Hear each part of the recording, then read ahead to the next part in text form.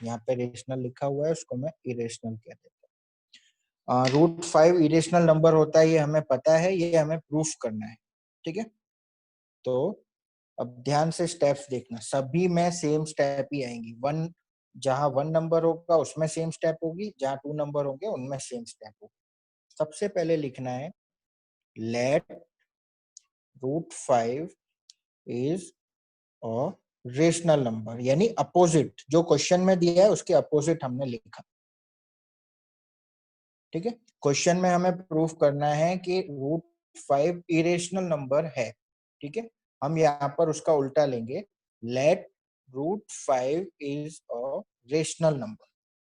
ठीक है, उसके बाद root 5 is equal to a plus a upon b। अभी a और b जो नंबर हैं, a and b are 2 numbers, ठीक है, which have no common factor। ये आपको हर एक क्वेश्चन में लिखना है।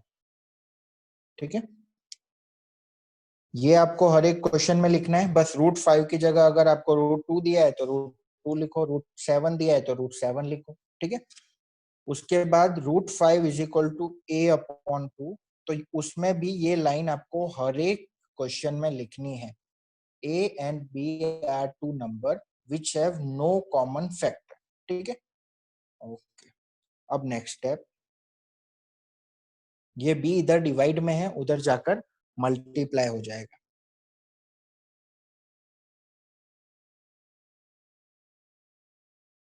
b root 5 is equal to a। Okay, इस तरह से। नेक्स्ट स्टेप, हमें दोनों तरफ स्क्वायर कर देना है। b रूट 5 का square is equal to a square. Bracket में लिखना है squaring both LHS and RHS। ठीक है, ये सारी स्टेप सभी में कॉमन रहेंगी जब जब ऐसा लिखा होगा proof that root 5 is a rational. ठीक है, तो याद रखना। तो ये स्क्वायर कर दिया दोनों तरफ। ठीक है, अब यहाँ पे आ जाएगा b स्क्वायर और ये रूट 5 का स्क्वायर हो जाएगा 5, तो 5b square equals to a square, इतना आ जाएगा। अब उसके बाद क्या लिखना है हमें, 5 डिवाइड्स a स्क्वायर, जो भी नंबर यहाँ पर है वो लिखना है। 5 divides a square, so 5 also divides a। ठीक है, ये वाली लाइन भी सभी में A to Z सारी स्टेप कॉमन ही रहेंगी, बस जो क्वेश्चन में नंबर दिया है उसके अलग नंबर हो जाएगा। ठीक है,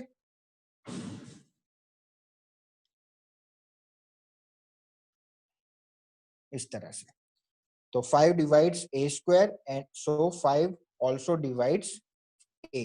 ठीक है, यहाँ पे जो ये 5 है वो 5 इधर जाके डिवाइड हो सकता है, तो ऐसे लिखना है 5 divides a square, so 5 also divides a। ये कॉमन स्टेटमेंट है, सभी में रहेगा। ओके, उसके बाद लिखना है a इक्वल्स टू 5c। ठीक है, a इक्वल्स टू 5c, इसमें c कहां से आया, तो हमें लिखना है c इज अ इंटीजर। ठीक है, इस तरह ये भी कॉमन रहेगा। ओके, उसके बाद ये जो वैल्यू है a इक्वल्स टू 5c, वो हमें पुट करनी है यहाँ पर। मैं इसको इक्वेशन 1 नाम दे देता हूँ। ठीक है, तो आपको याद रहेगा ये जो है, put a equals to 5c in equation 1। ठीक है, यहाँ पे नहीं, इसको इक्वेशन 1 देता हूँ, वो थोड़ा उसको फिर सॉल्व करना पड़ेगा, इसलिए हम इसको इक्वेशन 1 बना देते हैं, ये नहीं। ठीक है, तो 5b स्क्वायर a की जगह पर हमें ये डाल देना है, यानी कि 5b square equals to 25c²। Okay, फिर next step b² equals to 25/5c², यानी कि b² इक्वल्स टू 5c², ऐसे। ठीक है, ये इतना लिखने के बाद अब हमारा सॉल्यूशन खत्म हो गया। अब जो 3-4 स्टेटमेंट आएंगे ना, वो भी हर क्वेश्चन में सेम रहेंगे। ठीक है, पहला स्टेटमेंट आएगा 5 डिवाइड्स b², जैसा ऊपर आया था 5 डिवाइड्स a², वैसे ही। सो 5 ऑल्सो डिवाइड्स b। ठीक है, जैसा यहाँ लिखा था मैंने 5 divides a², so 5 also divides a। Similarly यहाँ पे लिखा, क्योंकि यहाँ पर b² is equal to 5c² आया, तो ये 5 इधर जाके इसको डिवाइड कर सकता है, यानी कि 5 डिवाइड्स b², सो 5 ऑल्सो डिवाइड्स b। ओके, अब हमारा सम खत्म हो गया। कैसे खत्म हो गया? देखो, हमने ऊपर स्टेटमेंट लिखा था a and b are two numbers which have no common factor। ऐसे नंबर्स है a और b, को प्राइम नंबर है वो, ठीक है, जिनके बीच में कोई कॉमन फैक्टर नहीं है, वन के अलावा। वन तो सब में होता है, वन के अलावा कोई कॉमन फैक्टर उनमें नहीं है। बट अब यहाँ पे देखो, यहाँ के दो स्टेटमेंट क्या कह रहे हैं, 5 a को भी डिवाइड करता है, 5 b को भी डिवाइड करता है, यानी 5 दोनों का फैक्टर हो गया।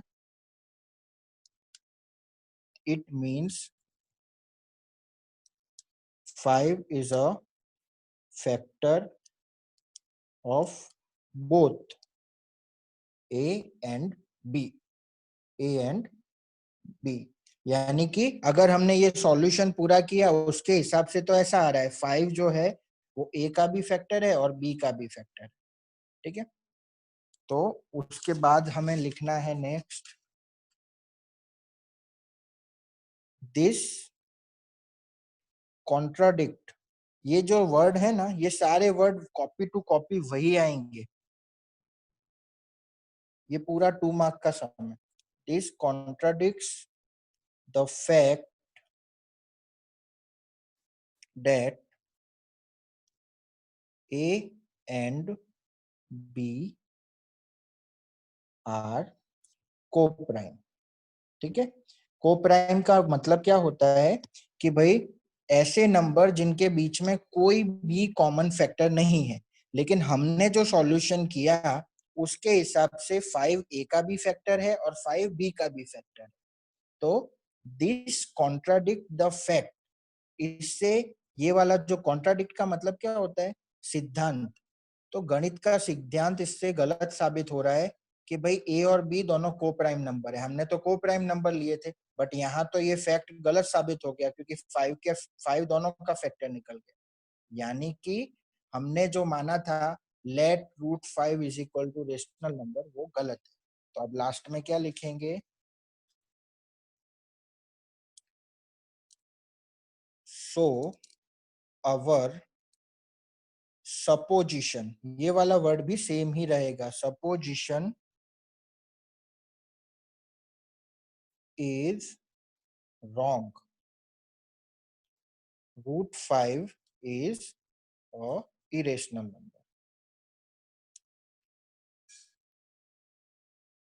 ठीक है, जितने भी सिंगल डिजिट वाले आएंगे उनको इसी तरह करना है। अभी मैं एक और एग्जाम्पल में से करके दिखाऊंगा आपको। ठीक है, क्योंकि वो सिंगल डिजिट वाला एक्सरसाइज में एक ही दिया है, इसलिए दूसरा मैं करके दिखाता हूँ, ध्यान से देखना।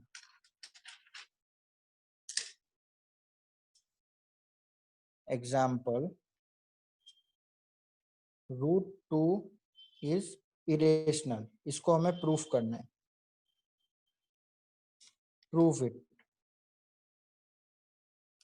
ठीक है, तो हमें √2 को इरेशनल प्रूफ करना है, जैसे हमने √5 को किया था। तो सबसे पहली स्टेप क्या रहेगी, लेट √2 इज रेशनल, सबसे पहले ये लिख दिया। Second step, √2 equals to a upon b, और ब्रैकेट में लिखेंगे a and b are coprime number, यानी उनके बीच में फैक्टर 1 होता है और कुछ भी कॉमन नहीं होता, मीन्स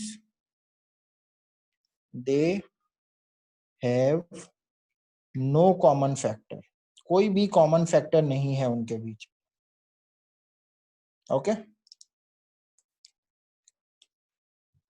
नेक्स्ट स्टेप, ये बी इधर जाकर मल्टीप्लाई होगा, सब कुछ वैसे का वैसा ही होगा जैसे उसमें हुआ था।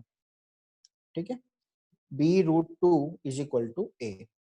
फिर क्या करेंगे, हम स्क्वायर कर देंगे दोनों तरफ, तो b√2 square is equal to a square. क्या लिखा था हमने, squaring both a and b. ठीक है, दोनों तरफ स्क्वायर कर दिया, यहाँ पर आया 2b स्क्वायर और यहाँ पर ए स्क्वायर। ठीक है, अब ये 2 है यहाँ पर, तो वो ए स्क्वायर को डिवाइड कर सकता है, तो यहाँ पे लिखना है हमें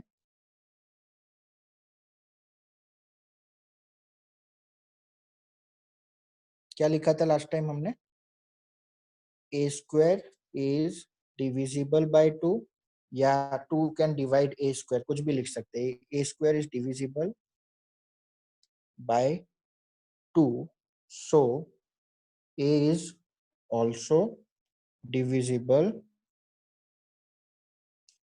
बाय 2। ठीक है, यानी कि 2 जो है वो ए स्क्वायर को डिवाइड कर सकता है, तो 2 ए को भी डिवाइड कर सकता है। ठीक है, पिछली बार मैंने स्टेटमेंट लिखा था वो p डिवाइड्स ऐसा लिखा था, कि ऐसे भी लिख सकते हैं, 2 divides A square, so 2 can also divide A. ठीक है, कैसे भी लिख दो ये वाला स्टेटमेंट। ठीक है, उसके बाद हमें क्या लेना है, ए इक्वल्स टू 2c। ठीक है, 2 से डिविजिबल हो रहा है ए इसलिए, और c जो है वो कोई भी, c इज ऑन इंटीजर, कोई भी एक नंबर है, वो इंटीजर का मतलब होता है वो नेगेटिव भी हो सकता है पॉजिटिव भी हो सकता है। ठीक है, अब इसको इक्वेशन 1, ये हमारा इक्वेशन 1 है, इसमें पुट करो, put a equals to 2c in equation 1। Equation 1 में इसको पुट कर दो, तो 2b square equals to, a की जगह पे पुट करेंगे, यहाँ स्क्वायर है तो 2c स्क्वायर, यानी हो गया 2b square equals to 4c square. Okay,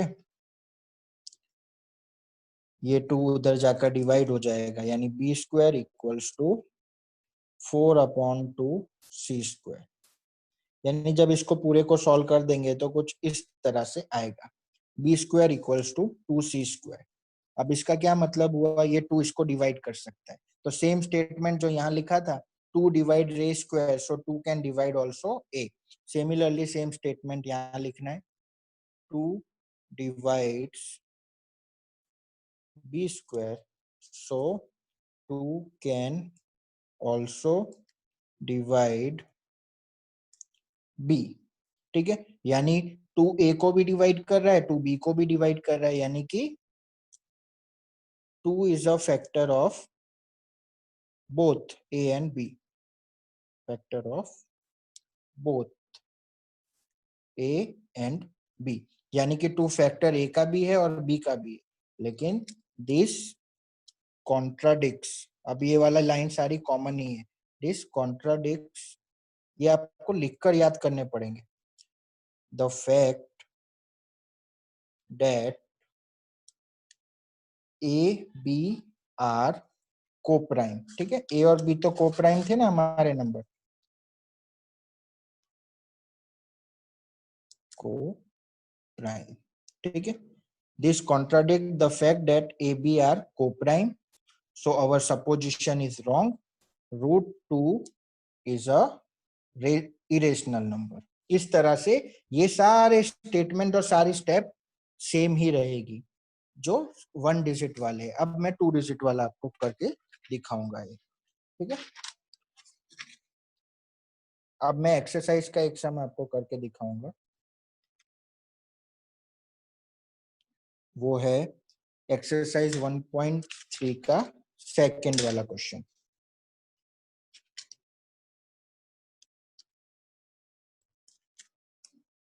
exercise 1.3 का क्वेश्चन 2, उसमें क्या लिखा हुआ है, हमें प्रूफ करना है, प्रूफ डेट 3 + 2√5। अब इसमें 1 डिजिट नहीं है, इसमें 2 डिजिट है, तो इसकी अलग मेथड है। हालांकि बुक में सेम दी है, पर मैं आपको अलग मेथड से सिखाऊंगा, ठीक है। लेट रूट 3 + 2√5 इज रेशनल, ठीक है। वही अपोजिट लाइन जो क्वेश्चन में लिखी होती है, उसकी अपोजिट लाइन मैंने लिख दी कि लेट 3 + 2√5 इज रेशनल, मैंने ऐसा लिख दिया, ओके।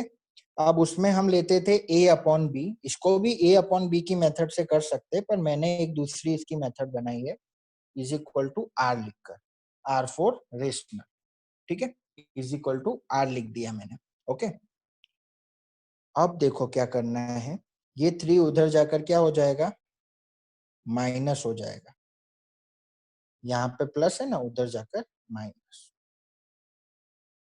और ये यहाँ पे अकेला 2√5 बचा, ये 3 इधर जाकर माइनस हो गया, तो यहाँ पे क्या बचा, 2√5, ओके। अब नेक्स्ट स्टेप में ये 2 जो है वो इधर जाकर डिवाइड हो जाएगा, ओके, हो गया। अब बस खत्म हो गया इसका कैलकुलेशन, ये थोड़े आसान है, 2 डिजिट वाले जल्दी खत्म हो जाते हैं। अब इसमें क्या लिखना है, इफ r माइनस, ये वाला पूरा लिखना है, if r -3/2 is rational, then √5 यानी कि ये इज इक्वल टू में है, तो अगर ये रेशनल है तो ये भी रेशनल होना चाहिए, ऐसा is √5, then √5 should also be rational, ठीक है, ये लिख दिया। फिर उसके बाद वही हमारी line, but this contradict the fact that, ये लाइन कॉमन ही रहेगी, याद रखना, ठीक है, 2 डिजिट वालों में अलग है और 3 डिजिट वालों में अलग है, but this contradict the fact that √5 is irrational, ठीक है। √5 को मैथ्स में इरेशनल माना जाता है, लेकिन अगर हम इस सॉल्यूशन के हिसाब से देखें तो √5 रेशनल बन रहा है, तो दिस कॉन्ट्राडिक्ट यानी ये अपोज कर रहा है मैथ्स के रूल को। So our supposition is wrong, 3 + 2√5 is irrational, हो गया खत्म सब, ठीक है, इस तरह से। क्वेश्चन 3 में 3 सम है, वो भी मैं करके दिखाता हूँ आपको।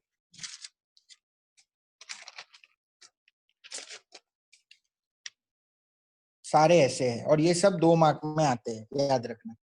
क्वेश्चन 3 का फर्स्ट, उसमें क्या है, 1/√2, ठीक है, इसको हमें प्रूफ करना है कि भाई ये रेशनल है कि इरेशनल है। तो सबसे पहले क्या लिखेंगे, लेट 1/√2 इज रेशनल, ये हमने सपोज किया, यहाँ पे लेट की जगह पे लिख सकते हैं सपोज 1/√2 इज रेशनल, ये इस तरह भी लिख सकते हैं। फिर 1/√2 को r ले देना है, ठीक है। जो भी एक से ज्यादा डिजिट वाले नंबर है ना, उनके लिए सेम रूल है, और अकेली सिंगल डिजिट वाले के लिए a/b वाला रूल है, ठीक है। अब क्या होगा, देखो ये √2 है, इसको हमें न्यूमरेटर में ही रखना है, इसको अलग रखना है, ठीक है। तो अभी मैं क्या करूंगा, r को यहाँ नीचे ले आऊंगा और √2 को इधर ले जाऊंगा, क्योंकि r को मुझे √2 के साथ कंबाइन नहीं करना है, रूट वाले नंबर्स को अलग ही रखना है, ठीक है। अब ये हमारा हो गया सॉल्यूशन खत्म। लिखना है if 1/r is rational, then √2 should also be rational. ठीक है, फिर लिखना है but this contradict the fact that √2 is irrational. यानी कि अगर हम अपने सॉल्यूशन के हिसाब से देखें तो √2 बन रहा है रेशनल, बट मैथ्स के नियमों के हिसाब से देखें तो वो इरेशनल होता है. ठीक है, तो इससे इस सॉल्यूशन से हमारे मैथ्स के नियम अपोजिट पड़ रहे हैं, इसलिए हमारी सपोजिशन रॉन्ग हो गई. So our supposition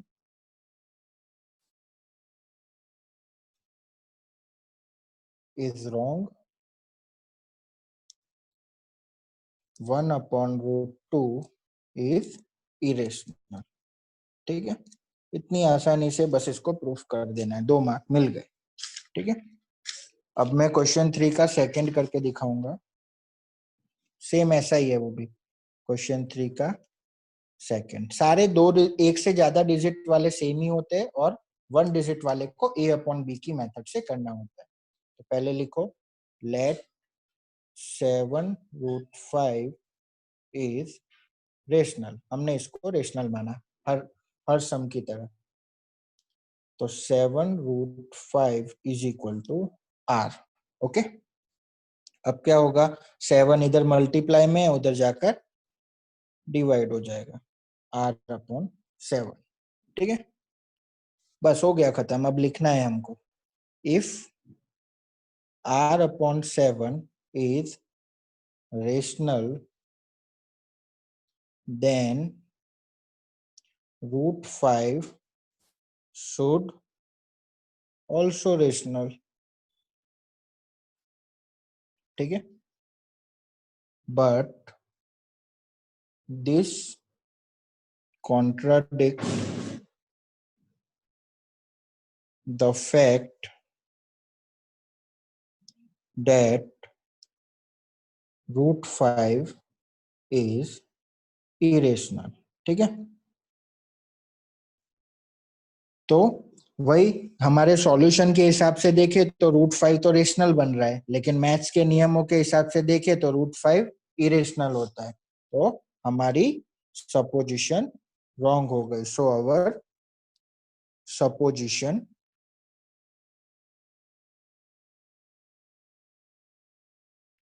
is wrong. √7 is irrational.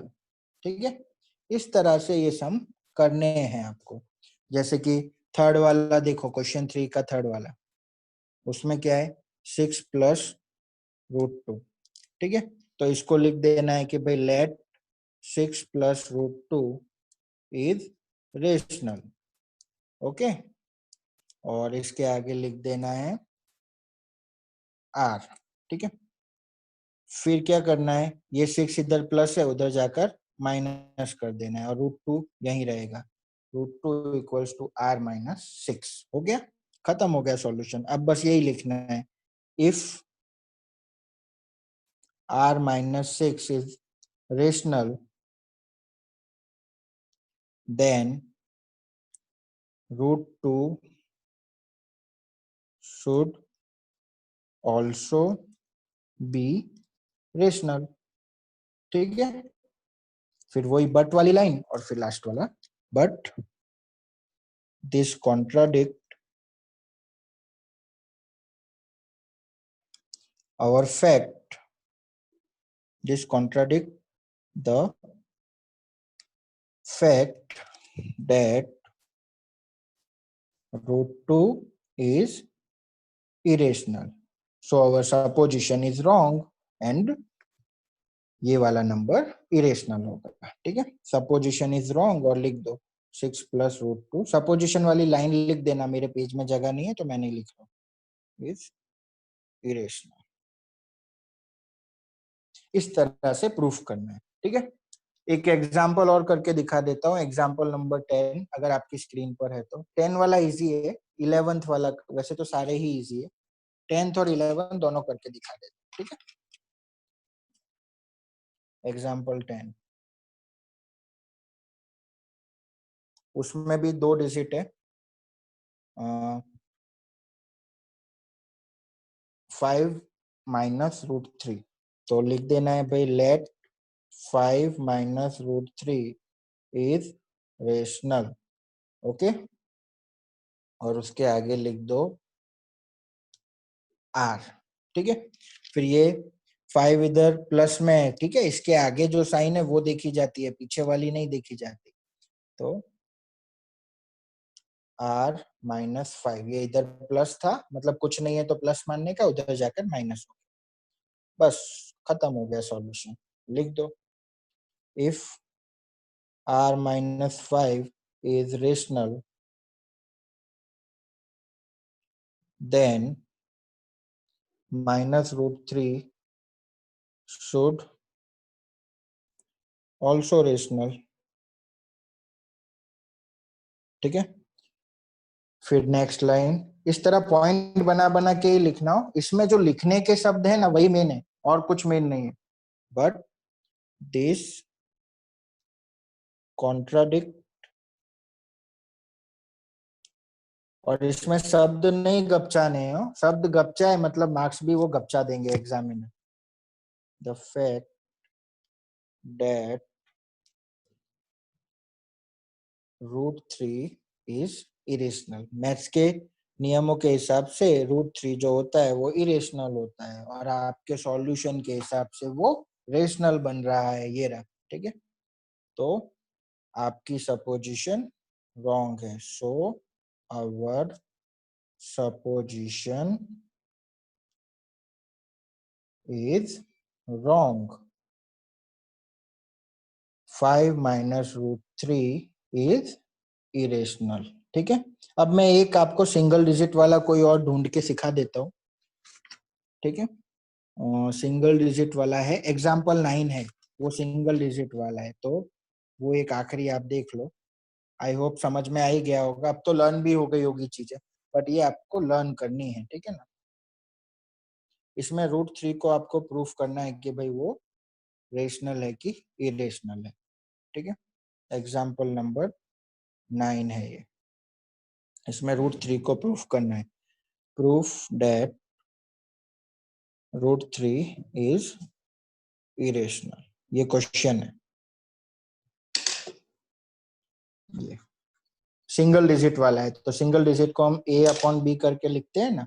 पहले तो लिखो लेट रूट 3 इज रेशनल, और सेकेंड डिजिट में root 3 is equal to a upon b, single digit वाले नंबर को a अपॉन बी के साथ, और ब्रैकेट में लिखना है a and b are coprime, यानी उनके बीच में कोई भी कॉमन फैक्टर नहीं है, नो कॉमन फैक्टर, ओके। अब क्या होगा, b उधर जाकर मल्टीप्लाई हो जाएगा, root 3 b root 3 equals to a। उसके बाद क्या करना है, दोनों तरफ स्क्वायर कर देना है, कितना आएगा, 3b² इक्वल्स टू a²। फिर क्या लिखना है, 3 divides a², so 3 also divides a, ठीक है। 3a² को डिवाइड करता है यहां से जाकर, तो a को भी करेगा। फिर ऐसे लिख देना है, 3 equal a equals to 3c, सब में ये कॉमन स्टेप आएगी, इसको इक्वेशन 1 बना देना है, ठीक है। फिर क्या करना है आपको, ये वैल्यू को इक्वेशन 1 में पुट करना है, put a equals to 3c in equation 1, ठीक है। अब आपको इक्वेशन 1 में ये वैल्यू पुट कर देनी है, तो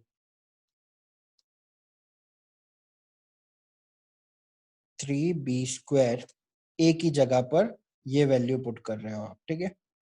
तो is equal to 3c², square किया तो आया 3b² equals to 9c²। Okay, उसके बाद क्या होगा, ये 3 उधर जाकर डिवाइड हो जाएगा, यानी b² इक्वल्स टू 9/3c², यानी कि b² equals to 3c।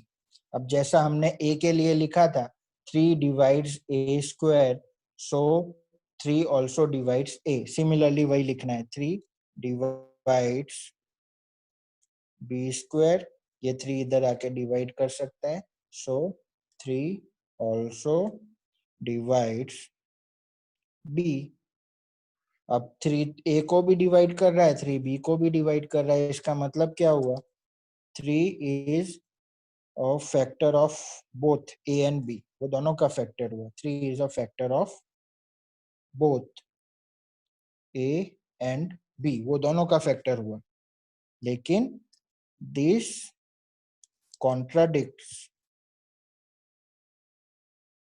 The fact that a और b तो को प्राइम नंबर थे, तो वो उनके बीच में कोई नंबर कॉमन कैसे आ गया, 3 कॉमन फैक्टर कैसे आ गया। So our supposition is wrong. So our supposition is wrong.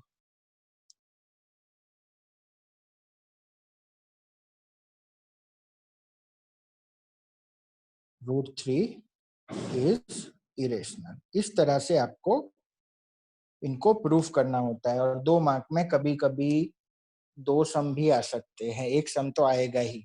एक सम HCF और LCM फाइंड करने का आता है बोर्ड में, और एक सम आता है ये वाला, ठीक है, और एक आता है 1 वर्ड। टोटल 5 मार्क का इसका वेटेज है, सभी चैप्टर्स का वेटेज वाइज मैंने आपको भेजा हुआ है पहले, ठीक है।